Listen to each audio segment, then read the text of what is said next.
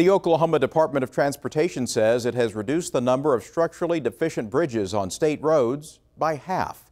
ODOT's Director Gary Ridley credits a 2003 O&R investigative series with getting lawmakers to focus on the problem.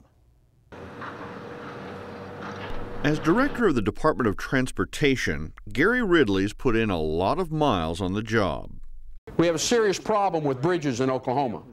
The legislature at that time made transportation a priority of the state, and ever since that time, and has really climaxed with Governor Follin's plan that she put in place this last year, of which she had legislative buy-in on it, and it was passed by the legislature really overwhelmingly, to a point that we can say by 2019, by the end of the decade, that this number here will be close to zero. Oklahoma once had an enormous problem. When we looked into the situation in 2003, we were shocked by what we found. The bridge on I-35 over State Highway 51 had deteriorating concrete curbing and under the bridge deck. In southeastern Oklahoma, on State Highway 7 and Clear Boggy Creek, it looked fine from the road, but underneath were rotten wooden pillars and badly rusted beams. It corrodes so bad it comes off in flakes, and you don't have to have a shovel. A shovel or a screwdriver.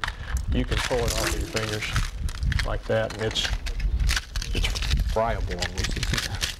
Under this bridge on Highway 59 in Byers, I thought I'd just give a tug on what I thought was a small chip of concrete. A chunk the size of a dinner platter came off in my hand, exposing the rebar below. Near Cashion, engineers had to lower the weight limit on this bridge on Highway 33. This is in pretty bad condition. Fortunately, we put a new parapet on here, but the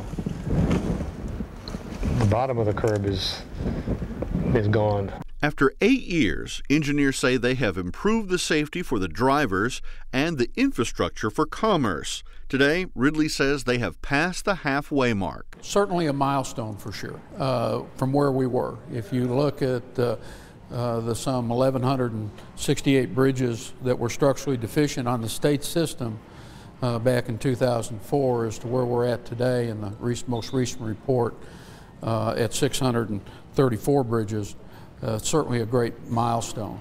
At any given time, we may have as many as 80 bridges across the state that are being in some stage of construction or reconstruction or rehabilitation.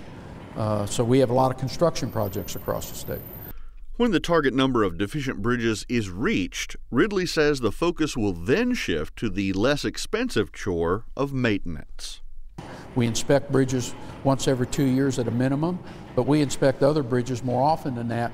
We need to stay on top of the problem and not let it get away from us like it was back in 2004. While state bridges are on the mend, new figures from last year's inspections show that of the county and city bridges, 4,636 are considered structurally deficient, but a fix is in the works for them as well. The legislature has provided additional funds this past year under the governor's program that will help the county system reach their goal of reducing their structurally deficient bridges as well. Ridley says the number of bad bridges should reach single digits sometime in 2019, switching Oklahoma to the list of best bridges in the country.